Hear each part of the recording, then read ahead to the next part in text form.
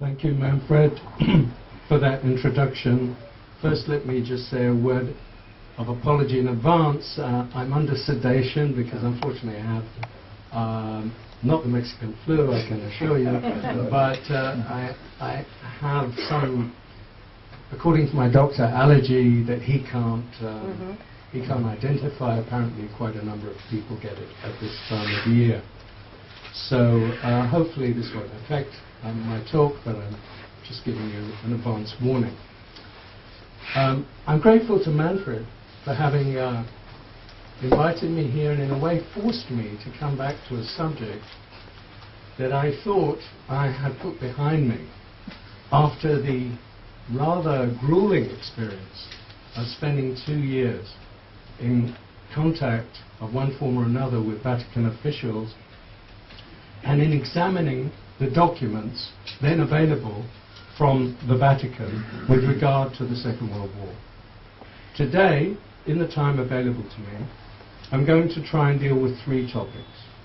One is the record of Pius XII, Pope Pius XII, Eugenio Pacelli, in particular during the Holocaust.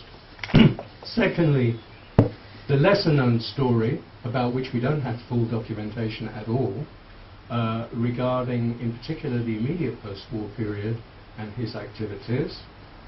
And thirdly, I will refer, albeit more briefly, to the present holder of the position, the successor to St. Peter, sitting on the chair of St. Peter, the present Pope, who will be visiting us shortly. Let's begin with just a few words about the background of this most controversial of all popes in modern times. Eugenio Pacelli was someone who came from a Roman aristocratic background. He was very well groomed for the position which he assumed. He served in Germany from 1917 to 1929 as the nuncius, the envoy, the papal envoy,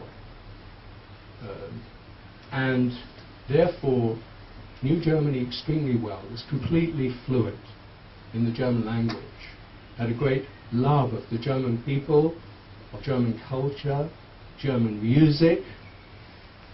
He was surrounded in his subsequent career as Pope, which I think is significant, by predominantly German aides, apart from the 2 most senior people who assisted him in the work of the Vatican, particularly during the Second World War, who were Italians, Domenico Taldini and the man Montini, who would become Pope Paul VI later. But apart from that, his immediate entourage was German. And that included Sister Pasqualina Lehnert, who was his housekeeper, and a lot more. And who also left her memoirs, written many years after the Second World War, and with whom he apparently consulted, a lot more than simply a housekeeper. There was his personal secretary, Robert Leiber, who for some reason, which is certainly most unusual, burnt his diaries after World War II. And of course that might lead to some speculation, because he certainly knew a great deal about the subjects that I'm going to be discussing. And there was also perhaps the person who was the most important subsequently in the great change that came over the Church after Pacelli or Pius XII's demise. There was Cardinal Bayer, another German, Augustin Bayer, who was quite instrumental alongside Pope John XXIII in bringing about Vatican II. But that was a long evolution of Cardinal Bayer.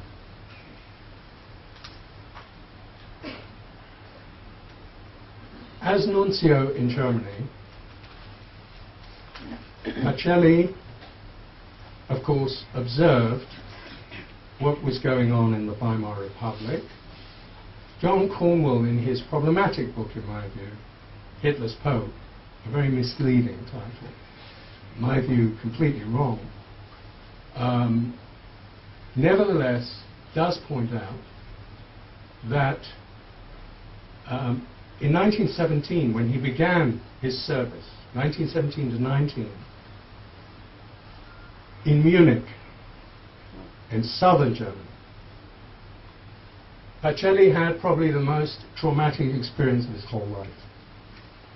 During the so-called Munich Soviet Republic, the takeover by extreme leftists of Bavaria for a short while, he was personally threatened and insulted and libeled, and he wasn't sure that he would come out of that alive.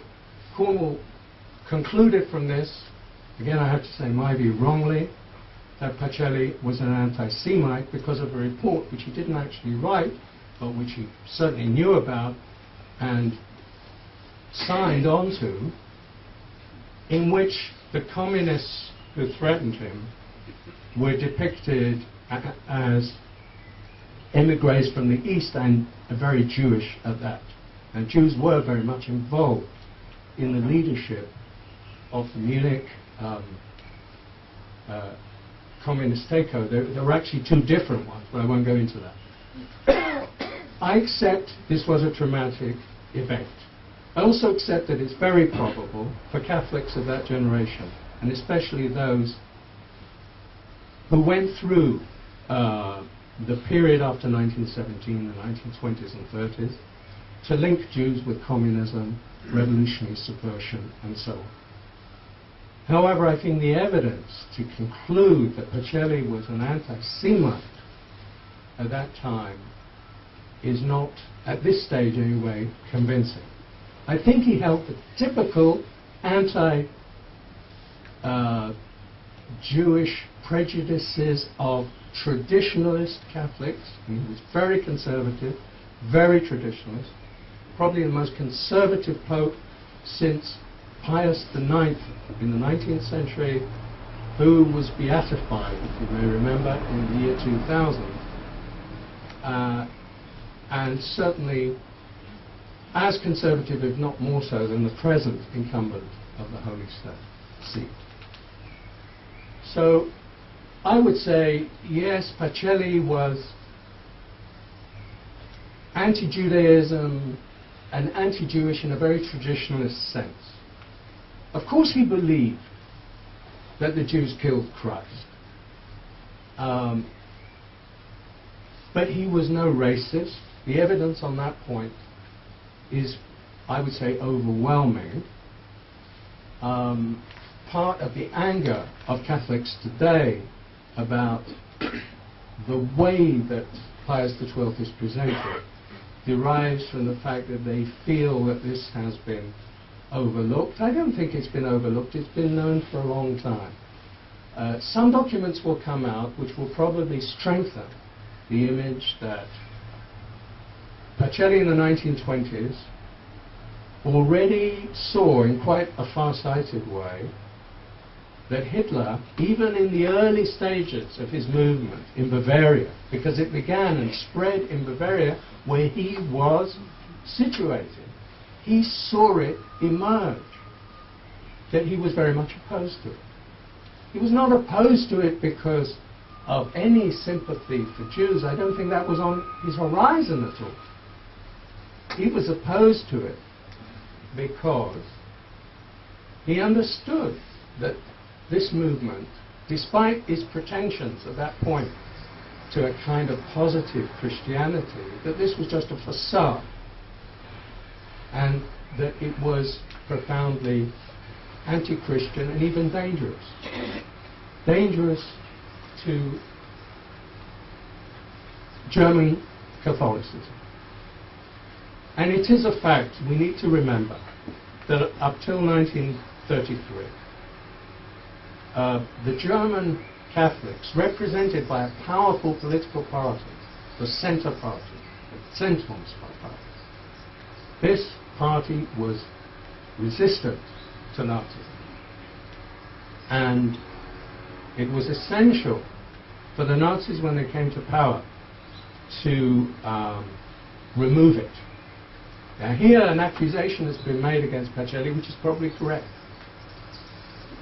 that at the time, in 1933, when the Nazis took over, he was already Secretary of State at the Vatican. He'd been appointed by the then Pope, Pius XI, and he handled Vatican foreign policy for almost a decade, until 1939, when he became Pope. So he had to deal with the Nazi movement in power. And I would describe Pacelli, already as Secretary of State,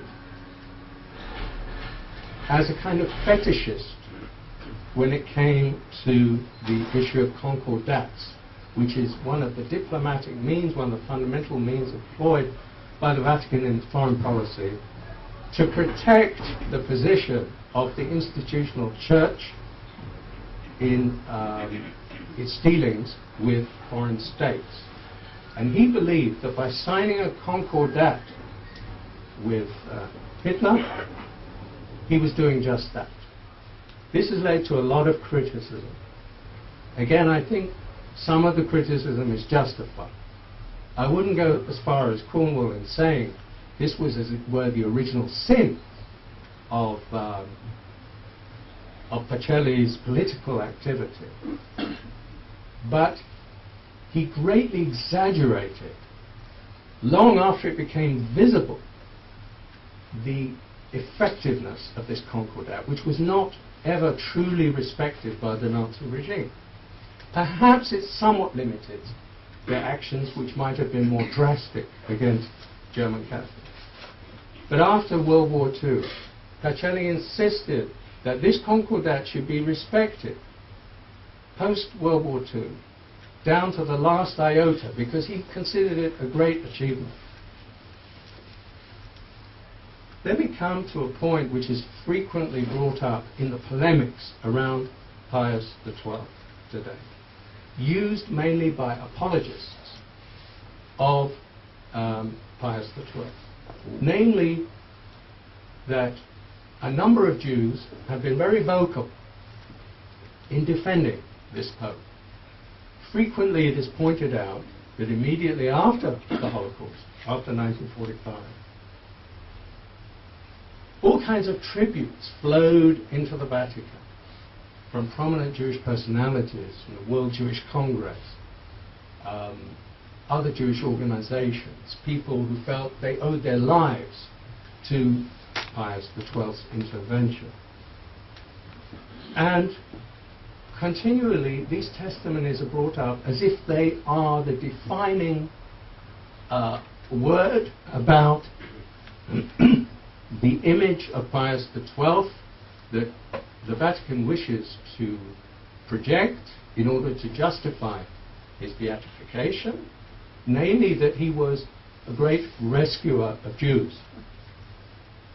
And one of the people who most contributed to this image was an Israeli, Pinchas Lapid, who claimed already in a book that he published in the 1960s, a book called The Last Three Popes and the Jews, that Pius XII was the greatest rescuer of the Jewish people in World War II. He actually claimed, but never made clear in his book how he arrived at this calculation, that Pius had saved 850,000 Jews during World War II. And in my own experiences, direct contacts with scholars, Catholic scholars, and especially Vatican officials, this was continually brought up, and still is. It should also be mentioned that Israel's foreign minister, Golda Meir, this is also endlessly recycled. Golda Meir in 1958, on the occasion of the demise, of the death of Pius XII, sent a telegram which was extremely, I would say, positive about how in the darkest hours of World War II, Pius XII's voice was heard, and it was a light in that darkness. Of course, since the 1960s, since his death, the historians began to have their say. And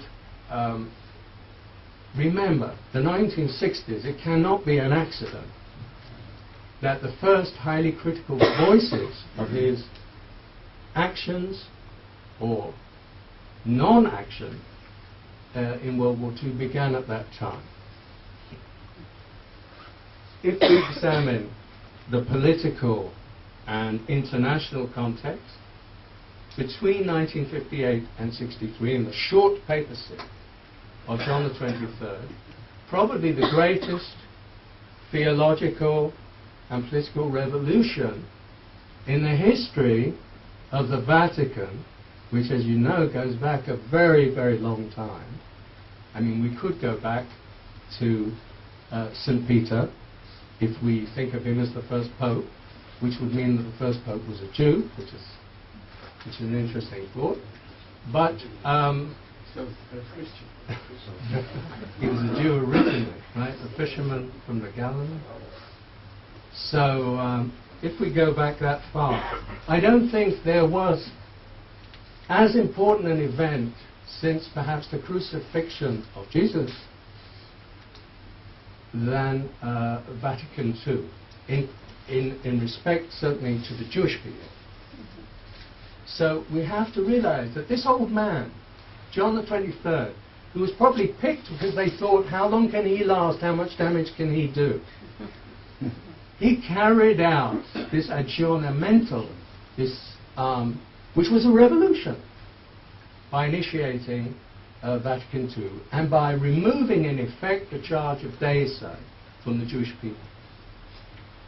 Of course, that document Nostra Aetate of 1965 was already carried out during the papacy of a successor who was much more lukewarm on these issues, and the document that John the 23rd and Cardinal Bea wanted was watered down, it was diluted. It's not a complete exculpation. What it says is that the guilt for Jesus' death belongs to the Jewish leadership of 2,000 years ago. It doesn't carry through the generations to the Jewish people today.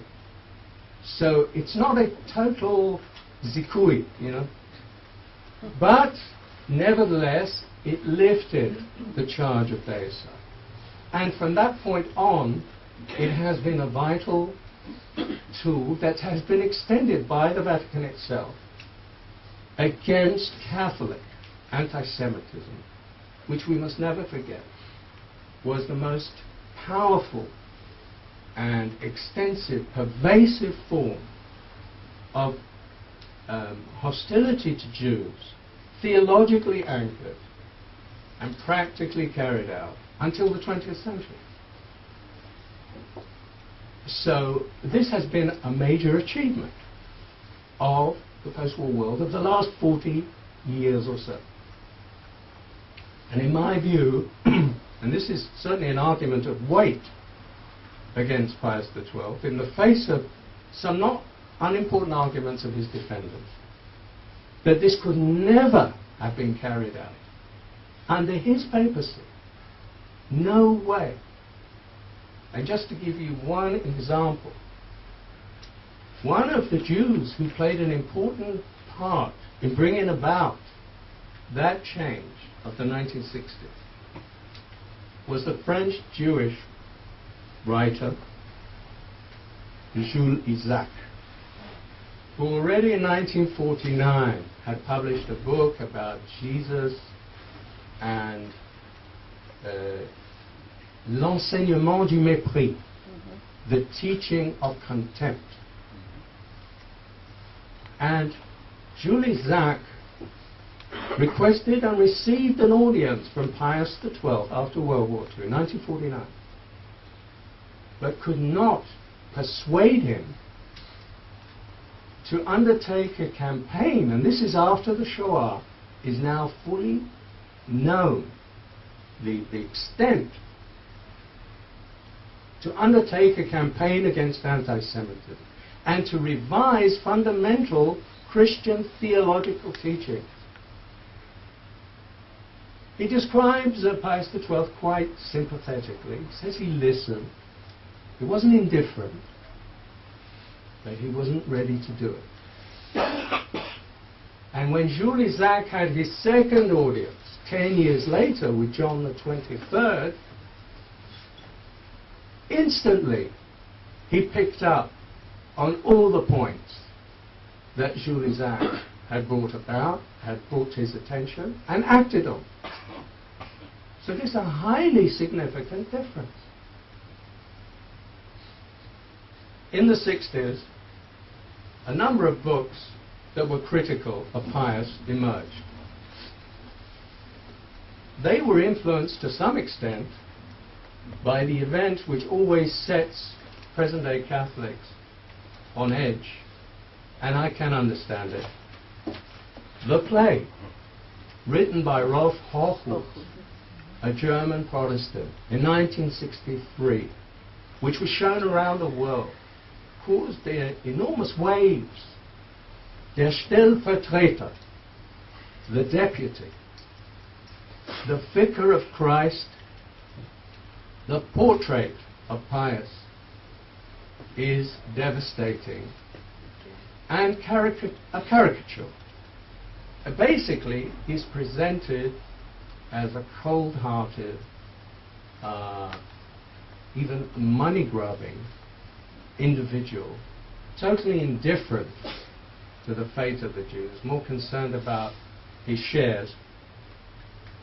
And as somebody who certainly knew about everything that was going on, but utterly disregarded that part of his role which is to be the representative of Christ on earth.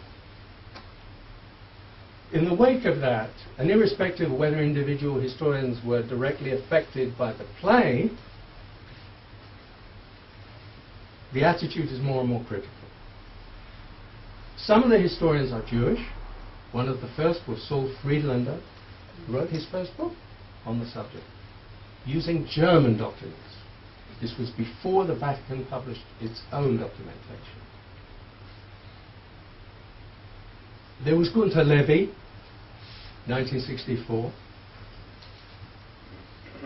There was also an Italian historian, Carlo Falconi, wrote for the first time about the synod of Pius XII. A bit later, there was a Catholic, American Catholic historian of a more liberal persuasion, who was one of the members of our six-member commission, John Morley, who was very critical of Pius XII's diplomacy, which had sacrificed all moral considerations, and specifically with regard to the Jews. And there were others. And within a decade, the image of Pius XII, which had been extremely flattering and positive in the 1950s, when he was considered, he was much admired, and not only by Catholics, and even Jews looked up to him, and in the context of the Cold War, he was seen as something of a prophet. So this change in the 60s and in the 70s came as something of a shock, and it took time until the backlash, the reaction, began to pick up.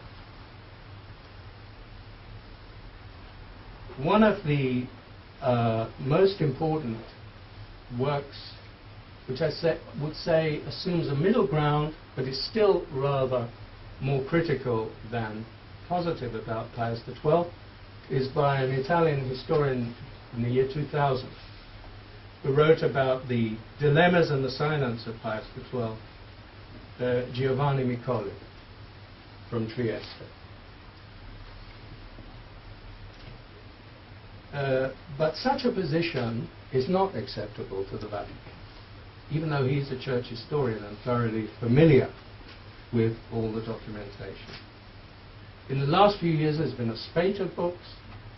I can tell you from my experience at the time of the commission, since these new publications were discussed, some of them caused a great deal of anger and anguish. I've mentioned Cornwall, who is a special case because he was an Englishman, a Catholic.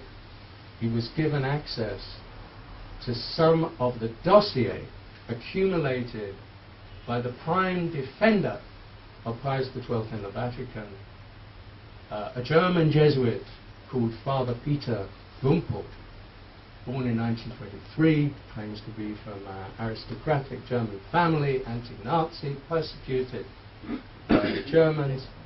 He's supposed to be objective because there is a tradition in the Vatican when you examine a candidate for beatification,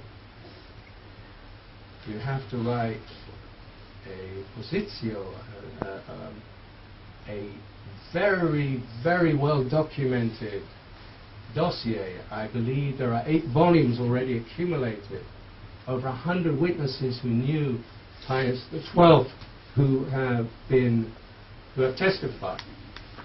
I got to know Gumpel quite well. I have to say, if I'm completely honest, it was one of the more grueling experiences of my time there. And he's the last person in the world I would describe as objective in this case.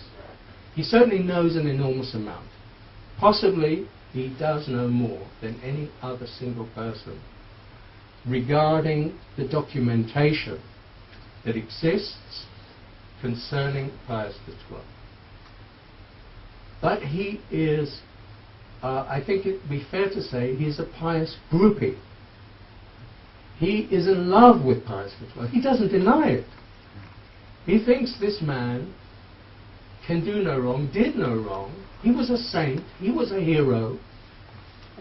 He's been the most maligned character in modern history. And Gumpel, who's extremely energetic, although he's 86 years old, is absolutely determined to see Pius made a saint.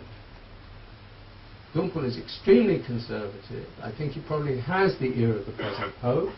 Regarding the previous Pope, I think it was more ambiguous. It's a long, laborious process. You know, the beatification began in the 1960s. We're on 39 years on. Gumpel recently announced all the documentation is ready. He passed an important test before a panel last year which said, yes, Pius XII has the requisite heroic virtues. However, that's not enough. Only Pope Benedict can finally sign on and enable the process then to take its course, which would be inevitable from that point. He has not done so. He's been asked a number of times recently. Obviously, coming to Israel, he couldn't possibly sign on because he wouldn't come to Israel had he done so. What will he do when he goes back? Who knows? He's been cautious, I think wisely. You see, the most recent announcements have been that it's going to take 4, 5, maybe 6 years to finally open the archives for World War II of the Pius XII pontificate to historians. When our commission ended, when we resigned in 2001, the main reason was the endless stonewalling about the archives. And we were told, we were never given any dates or any indication when the pontificate of Pius XII, the archives, might be opened. In 2003, they were opened until 1939. And now the Vatican says it's going to take 4 or 5 years, probably more like 6, 8 years, to catalogue, digitalize, prepare it for historians. Meanwhile, the anger is growing. In high circles of the Vatican, the present Secretary of State, Carlo Bertoni, keeps going on about the black legend around Pius XII, about the malicious slanders. I mean, I heard a lot of this when I was involved directly with the issue. The campaign that's been organized. Sometimes there's an implication that Jews are behind it, but it's never said openly. And of course, they're not the only people who are concerned. This is an internal church struggle. There is a kind of power struggle between conservatives and liberals, between Catholics of different outlooks. Let's go back for a minute and very quickly look at some of the key issues. And I want to concentrate on the less known, less discussed aspects of what Pius did or did not do. One thing that very much struck me when I examined the documentation was that the sharpest accusations about the silence of Pius XII, certainly in the time of World War II, did not come from Jews at all. In fact, Jews very rarely had any complaints. And some of the appeals that were made, in retrospect, given what we know, seem astonishingly naive. Appeals from rabbis in occupied Europe, from the United States, from Palestine, from different places. The objections to his silence came from the Poles. They were vociferous. They were angry. They were felt deeply betrayed, because when German aggression against Poland was undertaken, Pius XII never once denounced the German aggression. There were, it's true, in the first few months, Vatican Radio did make some statements, but quickly stopped them after German protests and threats. And there is, even in the Vatican's own documentation, the 12 volumes I had to study, that the Vatican produced on World War II. From 1965 to 1981, they produced 12 volumes. And in those documents, you do find, not all, but many, of the protests that came from Poles, who were subjected, of course, to horrific oppression under German rule. And the Poles felt, as a Catholic nation, that the fact that the Holy Father was not taking sides, that he didn't have one word to say directly about what the Germans were doing in terms of wiping out the Polish intelligentsia, the clerical elite of Poland. This was an enormous shock, and this is very rarely mentioned or discussed. I brought it up quite a lot at the time of the debates. I never got any response whatsoever. This was not considered. You know, Father Gumpel once said to me, regarding the outbreak of war in 1939, and I found this very revealing, he said, you know, the Poles have a lot to answer for. I mean, they provoked it, really. They provoked it to a large extent. So what do you expect Pius XII to do? He couldn't condemn unequivocally the German action. And as for the complaints of the Poles, they were just a nuisance. And when you read the documents, you see that this is how the leading people in the Vatican, including the then Secretary of State, Malione, that's how they related to it. The Poles were troublemakers. Not the Jews. The Jews are very passive in comparison. And actually, the Jews are mentioned in Polish documents. The Prime Minister, the Polish Prime Minister of the government in exile, Władysław Wojciechowicz, in January 1943, has a letter in which he details the horrors that are being inflicted on the Jews in Poland, this is transmitted to the Vatican. Not only the suffering of the Poles. The Polish ambassador to the Vatican, Kazimierz Papé, who wrote his missives in French, he regularly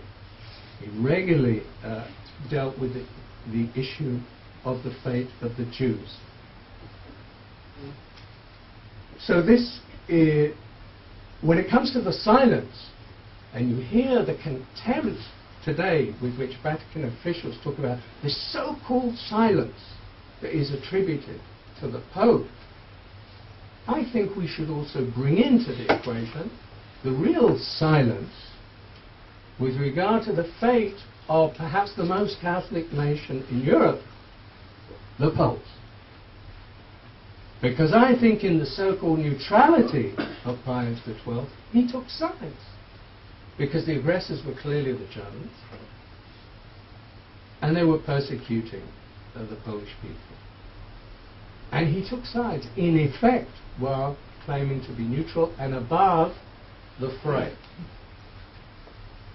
Second question, partly connected with the Jews and partly not, but it might be very important for any judgment on the Pope. Croatia, again a subject that I and a number of my colleagues brought up, because we sometimes forget within the framework of the Holocaust, the larger genocide, there was the Croatian genocide, which was carried out by the Poglavnik of Croatia, the Führer of the Croatian Catholic state that existed between 1941 and 1945. After the German invasion of Yugoslavia, the dismantlement of the Yugoslav state, and an enlarged Croatia was created. Ante Pavelić was a deeply pious Catholic, never missed a Mass, and the legislation of the Croatian state almost immediately transformed the country along the lines, I would say, of a fundamentalist Catholicism of a kind we can scarcely imagine, which recalls more a medieval mentality. And they began to embark upon a genocide, primarily directed against the Serbs, the Orthodox Christian Serbs. And the Serbs were given the following choice. Some choice.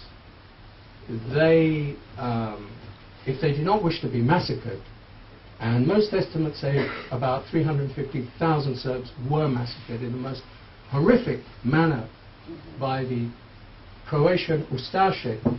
Ustaše is the word for insurrection in Serbo-Croat. They were massacred. Those who did not wish to be massacred would have to convert to Catholicism. In the Croat view, they were just converting back to their original religion. They had been subjected in the past or turned away from Catholicism, or they had to emigrate. The Jews were also massacred. There was a much smaller Jewish population in Croatia. The numbers vary, perhaps 30,000 Jews were murdered in a notorious concentration camp, death camp in a way, of Jasenovac. Serbs, Jews, Gypsies and communists were the victims. Pavelić was a mass murderer, no question about it. He was indeed number one on the Allied wanted list in 1945 for genocide. I mean, after the German mass murders, he was number one. And this is, I'm jumping ahead slightly to say that, in my eyes, one of the most serious indictments that the Vatican will have to answer eventually, even if they beatify Pius XII, this will come back to haunt them, is that the Vatican was instrumental in a major way, together with the British, in permitting Pacelli to escape to Argentina from Italy in 1947.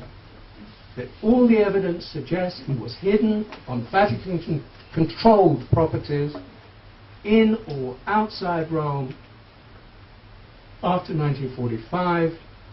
The British are also culpable. They permitted Pacelli to cross from the part of Austria that they controlled into Italy, knowing full well who he was and the people around him. It wasn't one individual. It was the whole elite of the Ustashas. They were all criminals, mass murderers. And they escaped to Argentina. And of course there is a major indictment which remains to be proved, but the evidence is highly disturbing that, and a number of people have addressed this in a preliminary way at least, that between 1945 and 1948, the Vatican permitted, if we put it in the most charitable way, that the Vatican permitted the escape of major war criminals, major German war criminals, either to South America, mainly Argentina, or to the Middle East. And they include, of course, people like Eichmann and Franz Stangl, who was the commandant of Treblinka, and many others. And they include the Croatian Ustaše. Now, Pius XII received Ante Pacelli at the height of his, immediately after he had become the leader, the Führer of Croatia. He received him in Rome. It's true that it was a private audience. It's true that officially Pius XII did not grant what Pacelli wanted, which was full-blown recognition. But there are reasons, technical reasons, why he didn't do that. It's also true that officially there wasn't a nuntius that he put in place, because you can't do that unless there are full diplomatic relations. But he sent a person called Abbot Marconi, who in effect fulfilled the function of a nuntius and kept the Pope very well informed about everything that was happening in Croatia. So I think it's fair to say he knew. He knew about the atrocities. He knew about the Nuremberg-style race laws that were applied to Jews almost immediately in Croatia under Pacelli. And he was especially well informed by the Archbishop of Zagreb, Bishop Alwan Stepinac, who was beatified by the Vatican in 1999. Stepinac is a somewhat ambivalent character. In one hand, you can say he showed courage. He was one of the very few people who at a certain point, after initially praising and supporting fully the Croatian re-Catholicized regime, he became critical of Pacelic's activities. He deplored the genocidal aspect of it. He was shocked by the fact that Franciscan priests were actively involved as perpetrators in murders, something that, to the best of my knowledge, did not happen elsewhere in Europe. That priests were involved directly in mass murder. Stepinac knew this. There are some denunciations of his. He particularly deplored the fact that Jews who had converted to Catholicism were not spared. This was always a key point in the Vatican documents. There are a series of arguments with Vatican officials about the way in which I feel to this day they distort the historical picture, because when they speak about how much Pius or anybody else did for the Jews, what they should be saying is how much they tried to do for the baptized Jews. because I think the evidence there is strong. They have a very good case to say they made serious efforts wherever they could to convince rulers, particularly if they were Catholic rulers, that this was against canon law, this was against church tradition, that a Jew who is converted is a Christian and he is owed all the protection, the full protection of the church. And this was a fundamental issue for the Catholic Church. It was a disregard, a crass disregard of the sacraments, of the fundamental theology and teaching of the Catholic Church, which opposed this wherever it could. It opposed this in Germany before the Holocaust. But they dilute the distinction. I'm not saying that Pius XII, for instance, cared only about baptized Jews, that he never showed any compassion or concern for non-baptized Jews, for Jews, real Jews. I think eventually he did, that he spread somewhat his concerns, but it was secondary. There's no comparison. In the Vatican documentation, they actually completely adopt, despite their opposition to racism, the Nazi terminology when they speak about baptized Jews. Very often you find, especially in Italian, they talk about the non-Arian Catholics, Cattolici non Ariani, and they don't talk about baptized Jews. That term is very, very rarely, if ever, used. But that's what they mean. One of the arguments made in favor of Pius XII all the time is that in terms of his charitable activities, which were very extensive, that he worked extremely hard to ensure, for instance, in Germany, even on the eve of World War II, that Jews could emigrate to countries, particularly in Latin America, that he pressured Latin American governments, which were of course all Catholic at that time,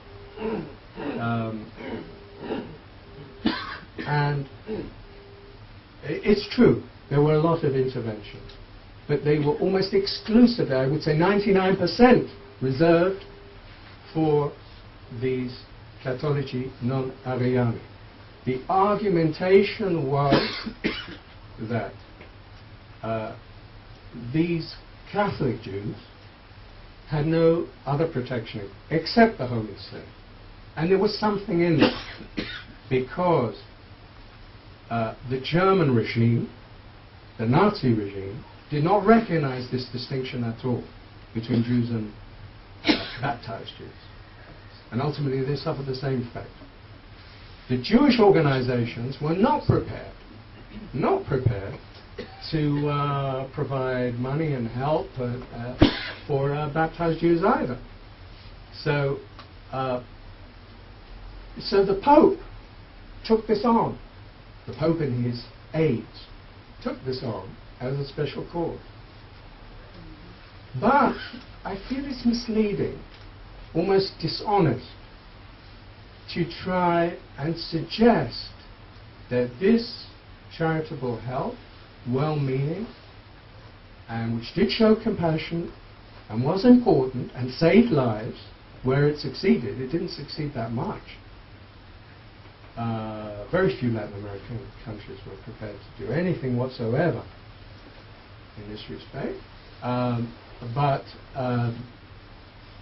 it's misleading to present this as part of the great efforts to rescue Jews threatened by the Holocaust. This goes on to the present day.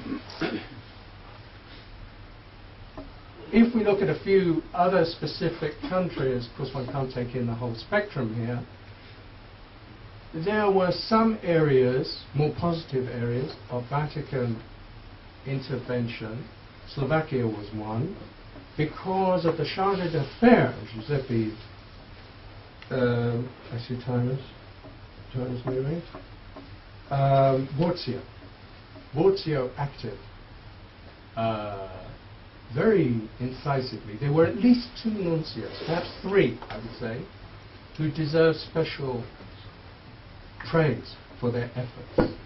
One was Borzio in Slovakia, one was Angelo Rota in Hungary in 1944 or 5, and the other was in Romania, Casulo.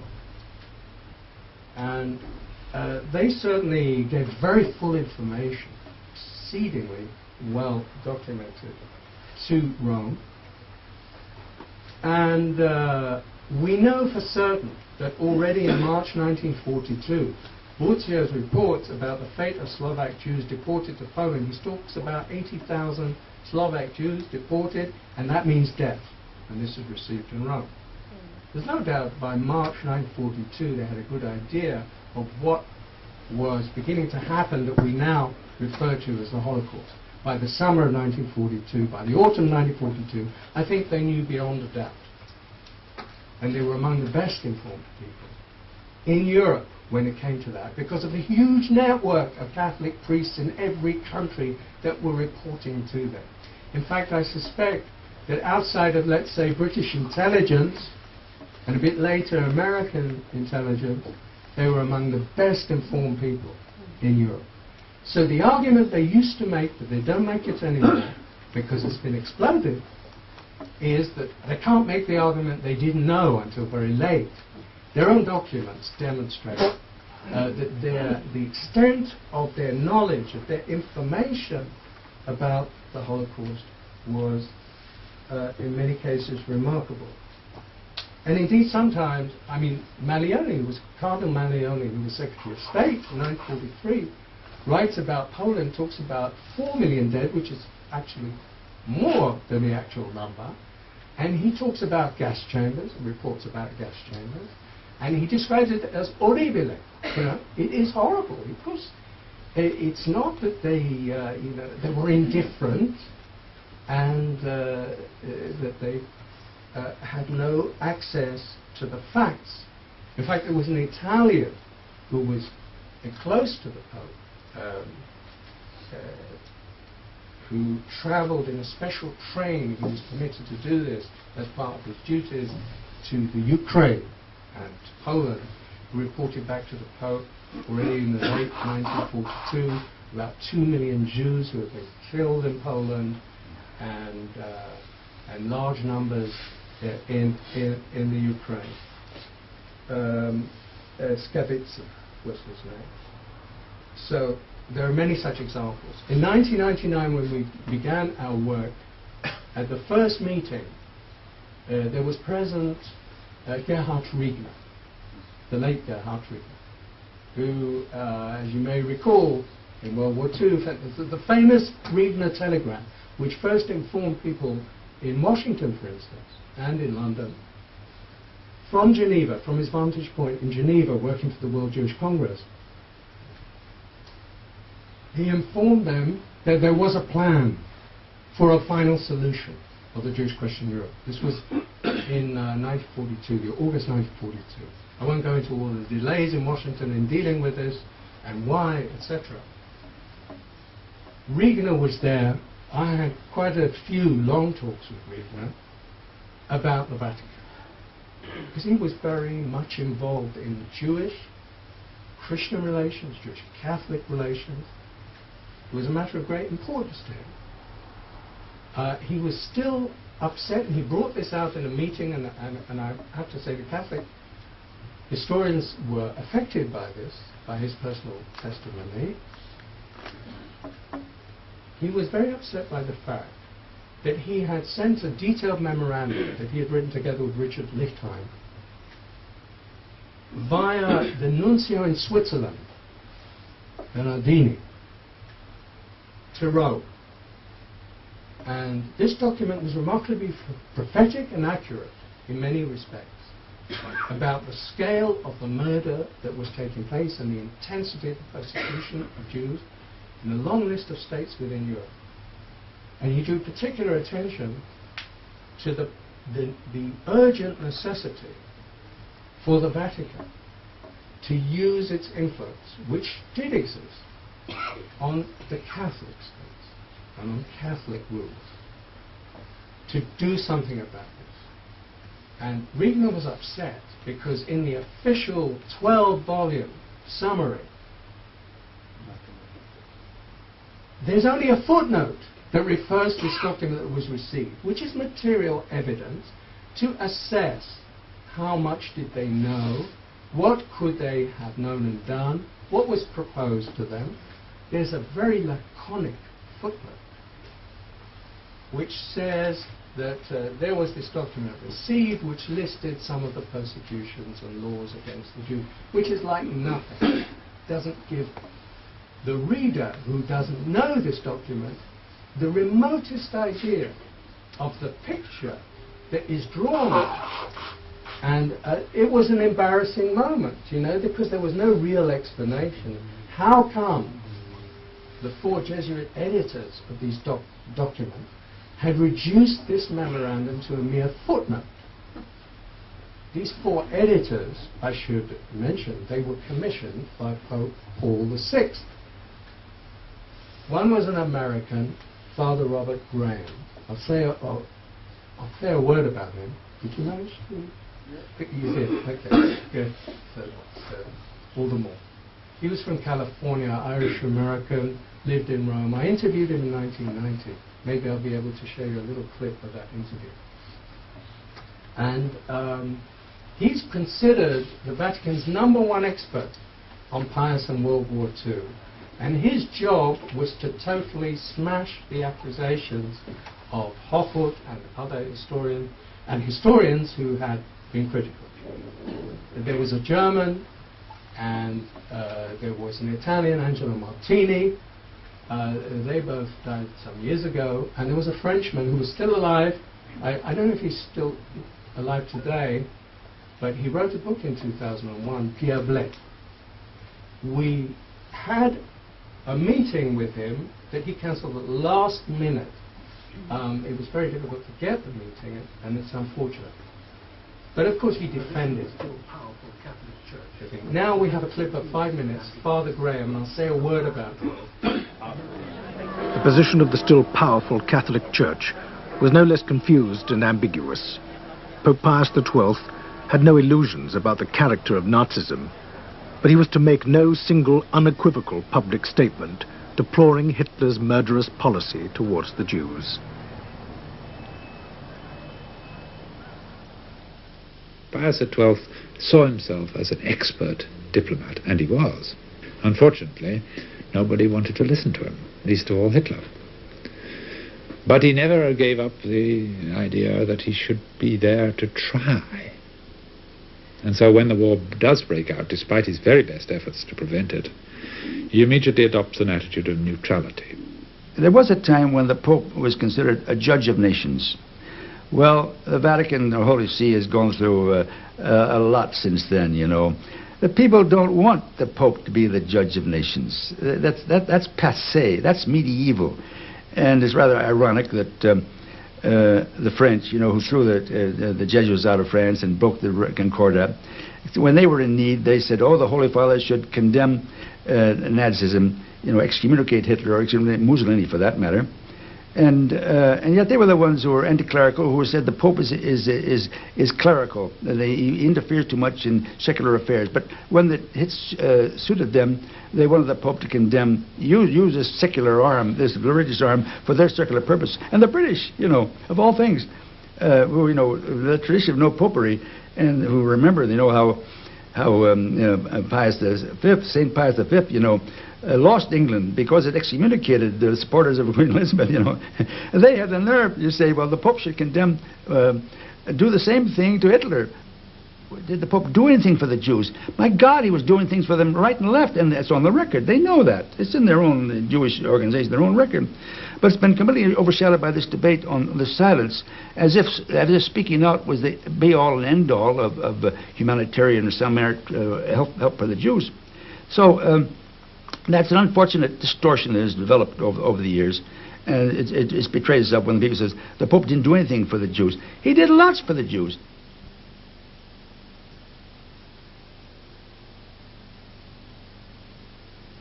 It is said that when Pius XII was first informed of Hitler's mass murder of the Jews, he cried like a child.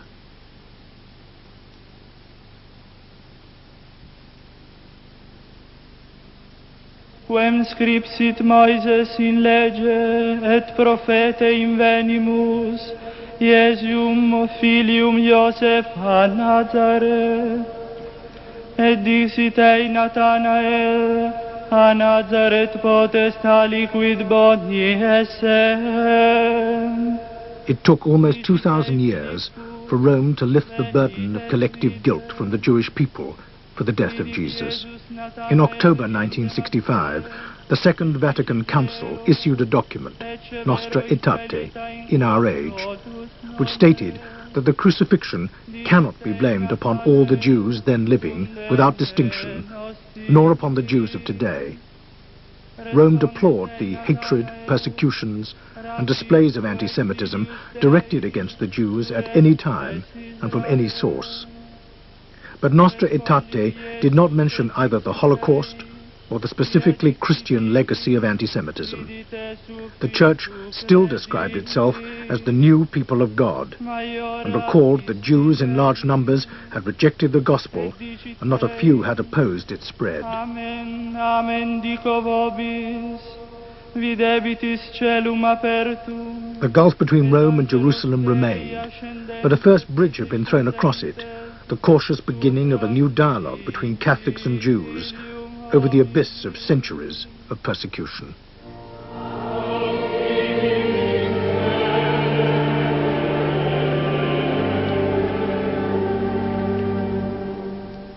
We all get led by devious ways into actions which deny the very faith that we profess. And while acknowledging a Christian responsibility for Auschwitz, I also want to say this has really nothing to do with Christianity in its true form. And, it's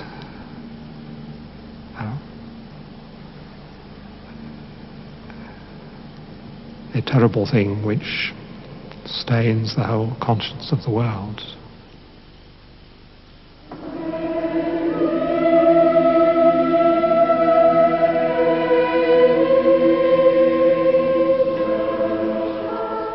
I spoke with him for about an hour.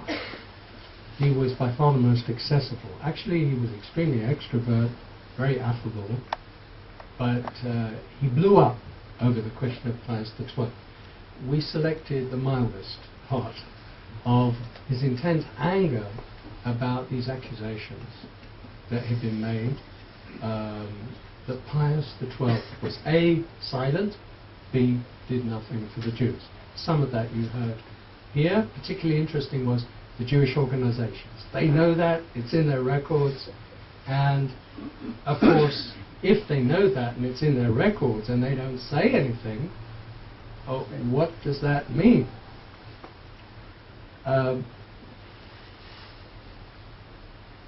Graham, it was announced that his archive would be open. It was being digitalized and it would be open to historians and researchers. And then this was contradicted very fast. This happened on the 22nd of April this year. And then it was contradicted by the Secretary General of the Jesuits, who said no such thing. We will not open his archives until the Vatican opens its secret archives for the wartime pontificate. Who announced that it was going to be opened? An American Jew, Gary Krupp, who has a very wealthy, owns a big foundation, and is, I would say, today probably the most missionizing Jew for Pius XII around, who has created this Pave the Way Foundation. And he had announced prematurely that Father Graham's archive would be open, and this would settle the issue. What's in that archive would settle the issue even before the wartime archives relating to Pius XII would be opened. Because he said Father Graham had photocopied all the key documents. Because remember, he had unique access, along with the 3 other Jesuit editors. They were permitted to live, to eat, live, and stay in Rome just for this purpose by Paul VI. So this was quickly, corrected. The Jesuits don't want to be in a position where they would be, as it were, usurping, what is the prerogative, after all, of the Pope himself. And that's as far as Father Graham goes. The second person that you saw on that film was, at the time, in 1990, end of 1990, when that interview was done, he was the Archbishop of York. He was the number 2 person in the ecclesiastical hierarchy in Great Britain, Dr. John Hapgood. It's interesting the very sharp distinction he makes between accepting the Christian responsibility to Auschwitz. That is an Anglican formulation. I never heard it quite in that form from any Vatican official. I certainly heard it from many Catholic historians. But making a total dissociation between that and Christianity has nothing to do with a true Christianity, which begs the question, what is true Christianity, and how come that so many saints and leading theologians of the Church through the centuries contributed to the legacy of anti-Semitism, something the Vatican itself has been extremely reluctant to deal with, and never dealt with in its document We Remember of 1998, which it took 10 years to produce. Under pressure of Jewish organizations, Pope John Paul II had agreed at the end of the 1980s to finally produce a Vatican document on the Holocaust. After 10 years, they produced, I forget how many pages, maybe 24 pages. And at that rate, if my students worked at that rate, they wouldn't pass anything. It took 10 years, and it was sharply criticized. I myself also wrote a long piece about that. And one of the things that was most striking in that We Remember, there are positive things in that. I wouldn't dismiss everything in We Remember by any means, but there are also very serious failings. And one of the most serious is that there is no real coming to terms with the Christian legacy of anti-Semitism directly. And the way it was institutional, it was from on high, and it wasn't just the deviations and incorrect understanding of the Gospels of sort of run-of-the-mill Christians. The national declarations of the various Catholic churches through the 90s were much more open and significant in accepting that. If you look, even in Poland in 1991, in Hungary, in France, and so on, and in the United States, these declarations came a lot closer to what one would hope for. But that's the Vatican. And they also went out of their way to praise Pius XII in that document. And in a way, the fallout from that led to the creation of our commission a year later. But I don't think, I'm sorry to say this, I don't know for certain, but I never had the impression that that historical commission was created in good faith, in the sense that it was intended to have a serious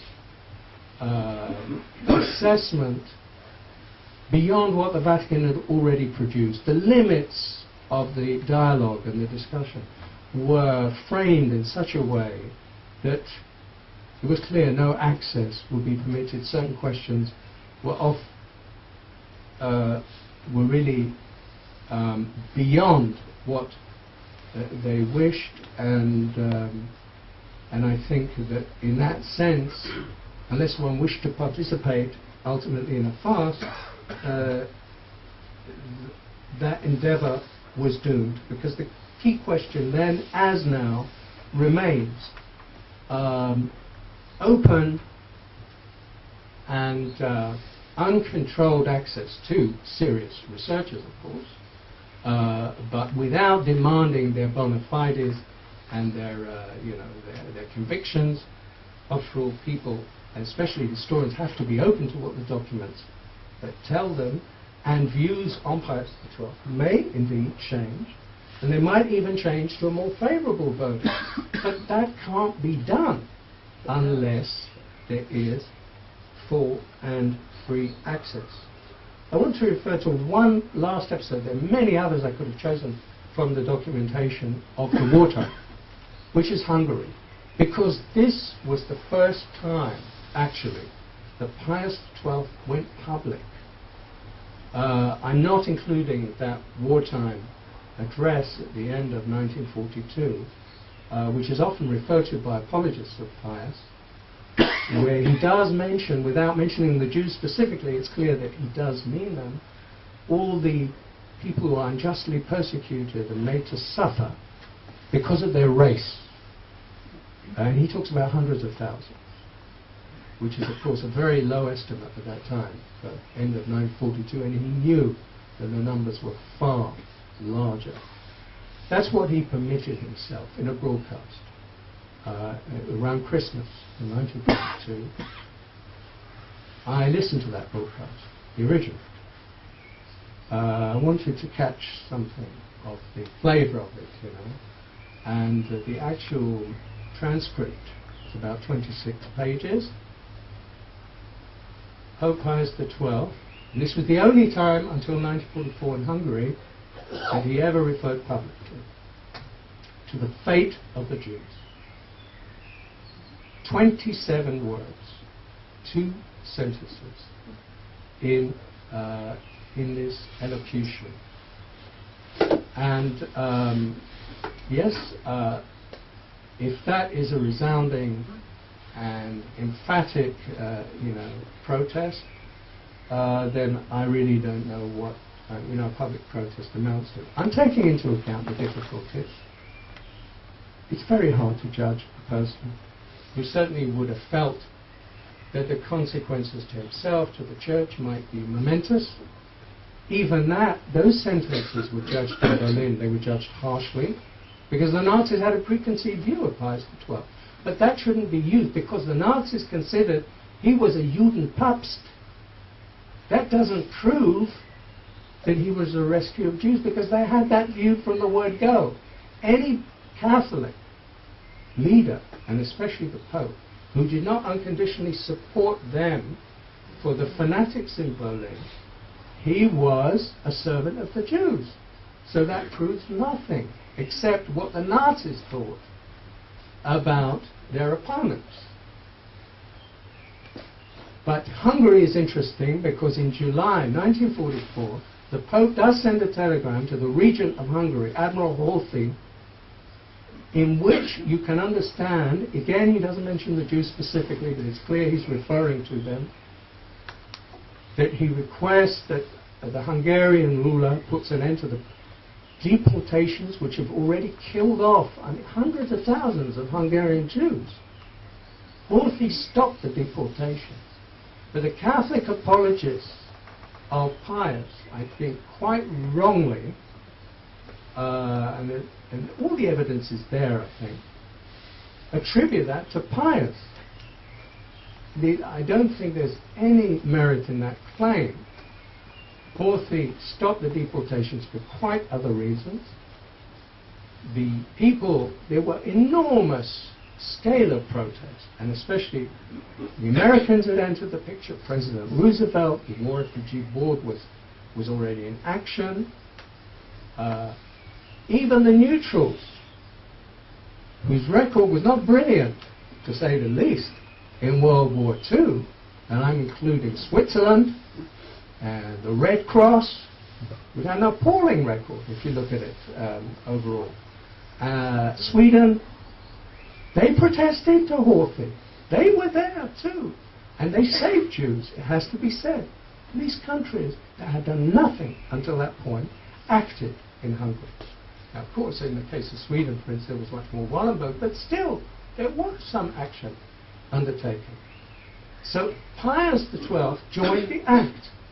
You also have to know that the scale of Jewish pressure by that time on Pius was enormous. Until then, the Jews had not acted as a lobby, not acted in any organized way. It was the first time. And they really kept the pressure up. And I think finally this worked, because the Vatican knew in April 1944 about the fate of Hungarian Jewry. When the deportations were beginning, Germans invaded Hungary in March 1944. By April, it was beginning, and it was accelerated. It was horrifyingly swift.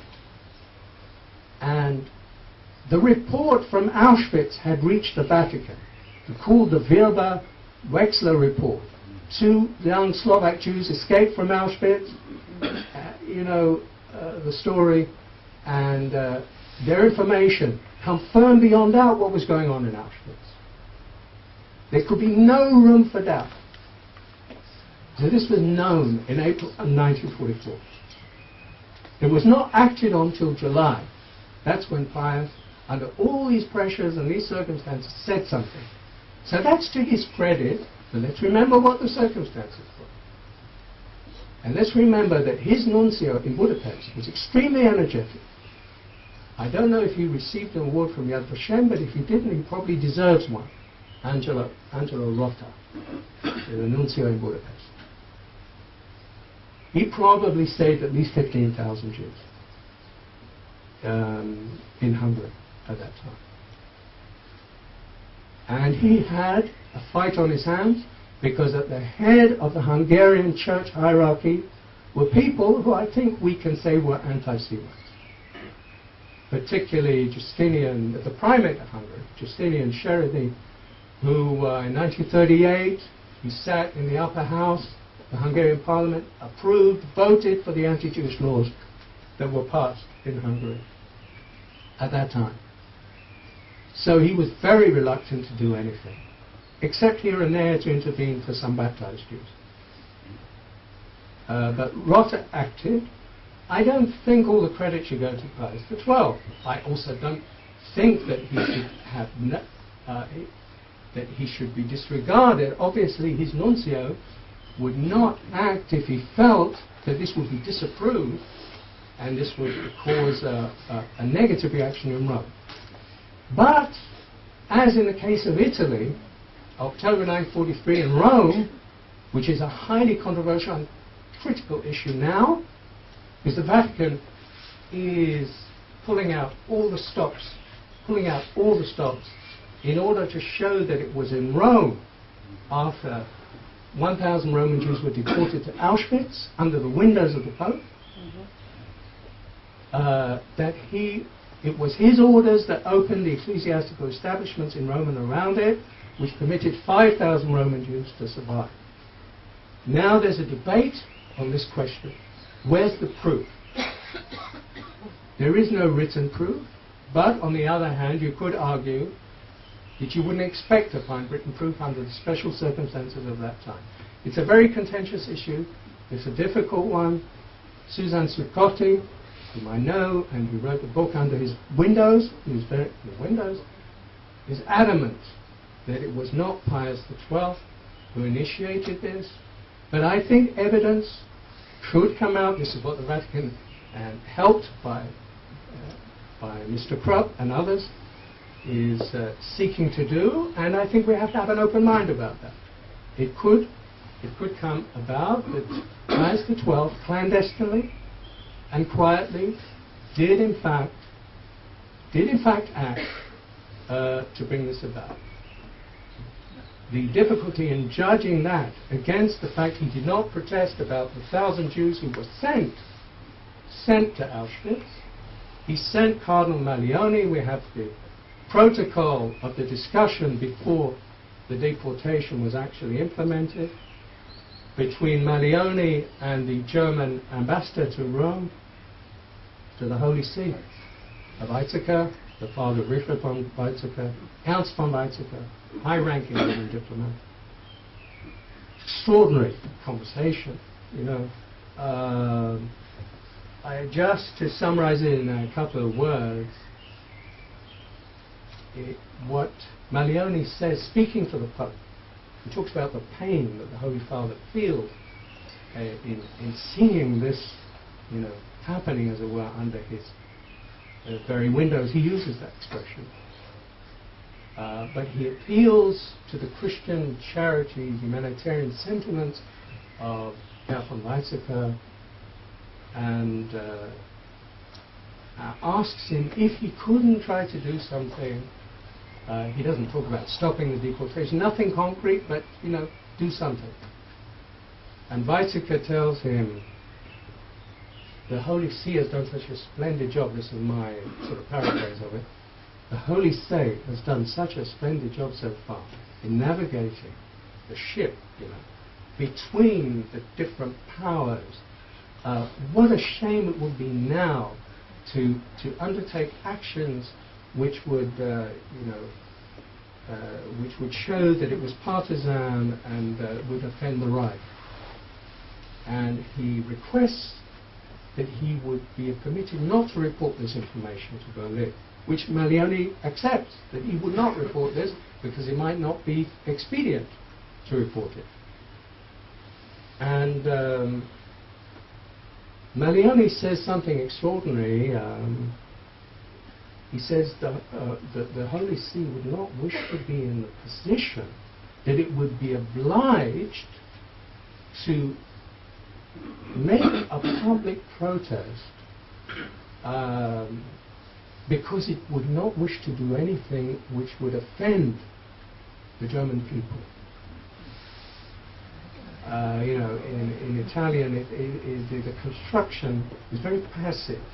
You know, the way there's a very vague threat that perhaps we might have to make a protest, but we wouldn't want to be put in that position.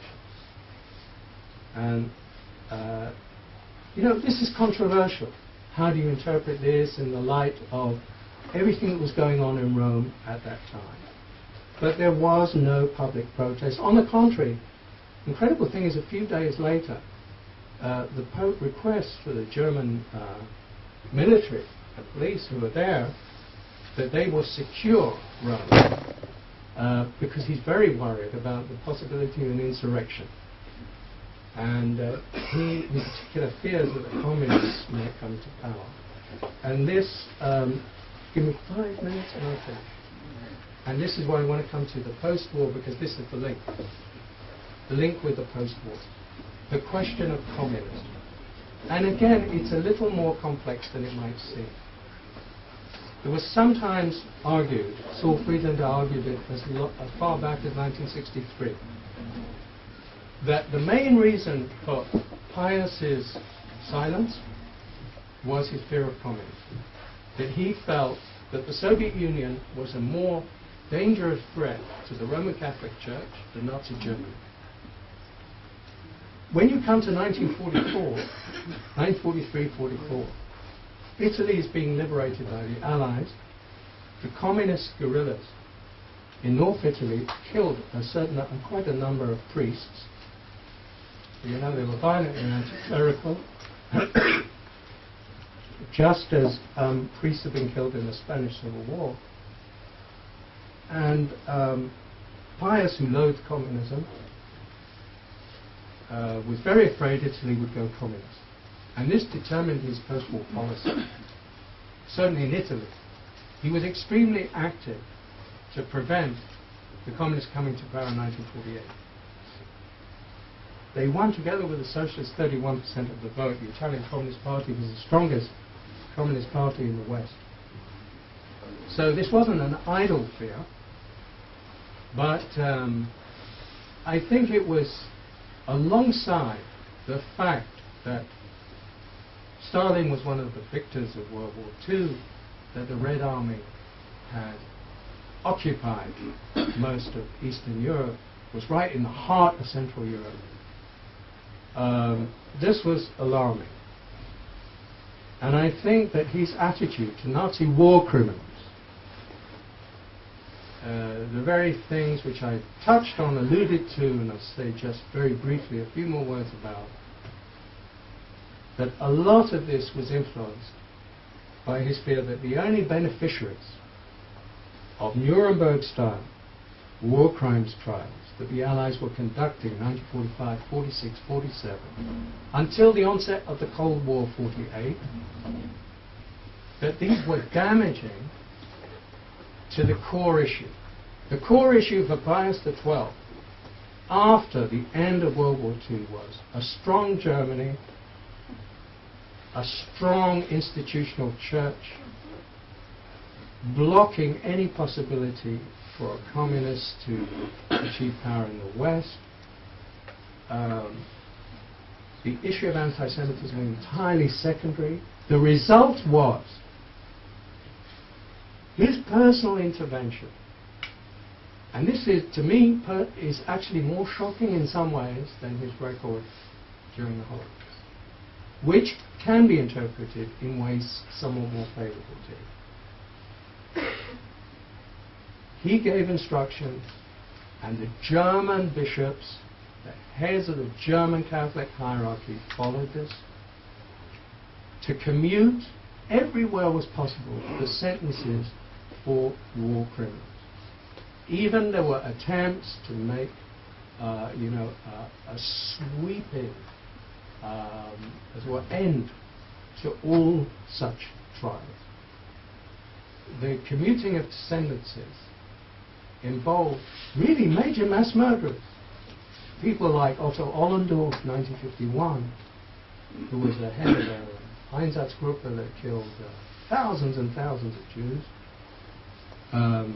Involved Victor Brack, who was the head of the Führer Chancellery, involved at first in the euthanasia program and later in supplying trained personnel for the final solution.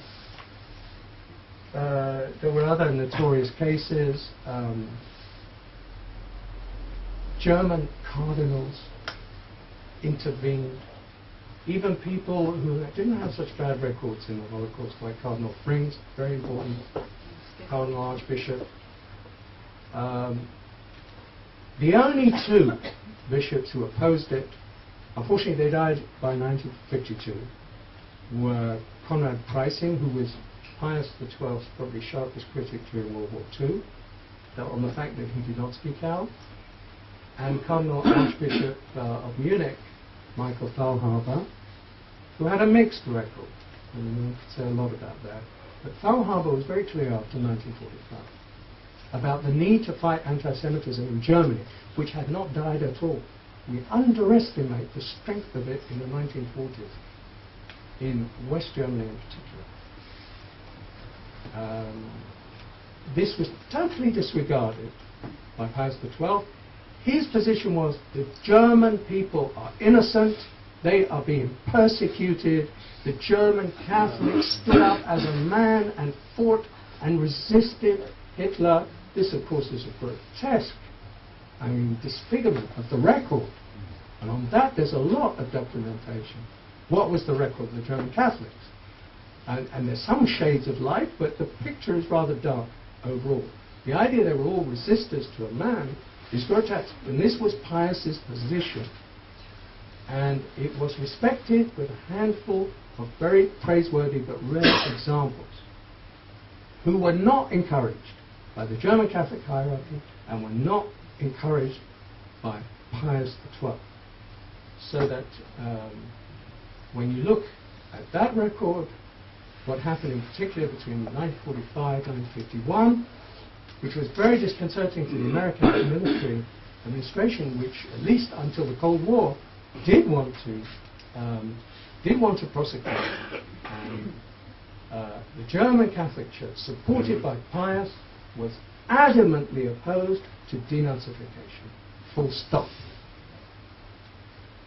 So I think this will have to be taken into account, at least by Jews, and I think by other concerned people, including Catholics, before they rush to hail Pius XII, who, in my eyes, is a somewhat tragic figure, had noble features, and perhaps in some terms of strict Catholicism was an admirable pope, but clearly had very serious, I think, moral failings on this issue.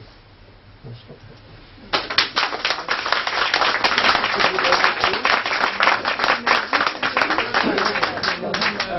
I really feel that we are so late that I only want to take one question of a person who is an expert in the field, which is Ambassador Aaron Lopez, who was our ambassador at the Israeli ambassador at the Vatican. And I think we should apologize to all our Thank you very much. It was really very comprehensive and an enlightening presentation.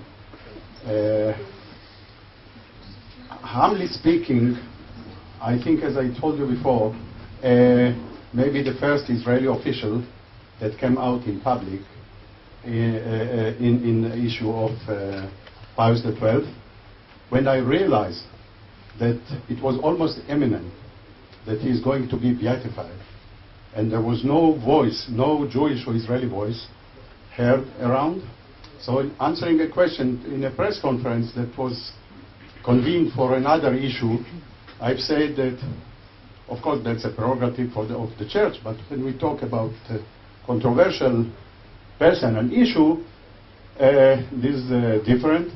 We have too many survivors that still having question marks, and we have to respond to their question marks before.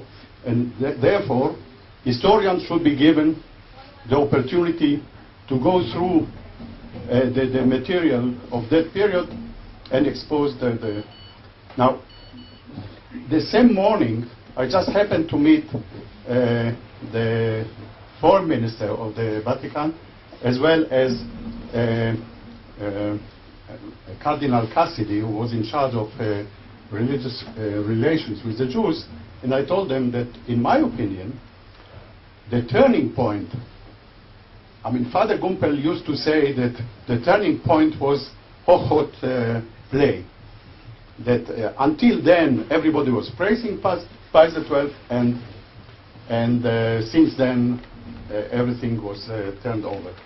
And I was saying that the turning point was the Eichmann trial. And because Golda Meir could never say whatever she wrote in her obituary of Pius XII, if it was after Eichmann trial. Because Eichmann trial have exposed the horrible stories about the Holocaust, and things have been changed. And maybe the play of Rolf Hochhuth got its echo thanks to Eichmann trial. The last point which I wanted to mention was that I had the privilege of meeting Gerhard Riegner in 1999. Maybe I was among the last people that had a conversation with him. And I want to quote only one sentence of what he said. And it was 3 hours meeting. He said, nobody, including Jewish leaders, nobody can be proud of his role during that period. But of course, they were not candidates for the application. Thanks.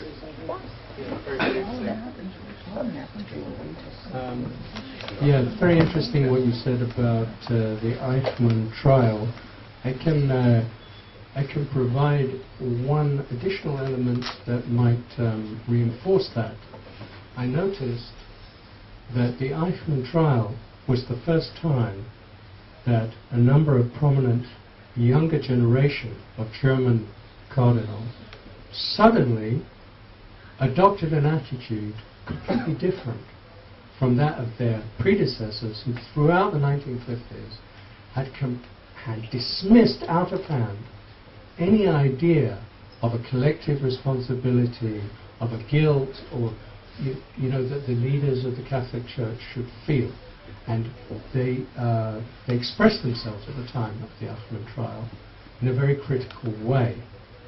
And that was something new. So I think that was significant, in addition to the enormous worldwide resonance of the trial. And I tend to agree that we could make a sort of pre-Eichmann trial, post-Eichmann trial periodization regarding the post-war. It was a very significant event. Well, I think in the case of Pope John XXIII, regardless, I mean, even in World War II, there are signs. When you look at his behavior when he was in Istanbul and so on, although he claimed to be loyal to Pius XII, I think he acted in a way which was different, significantly different.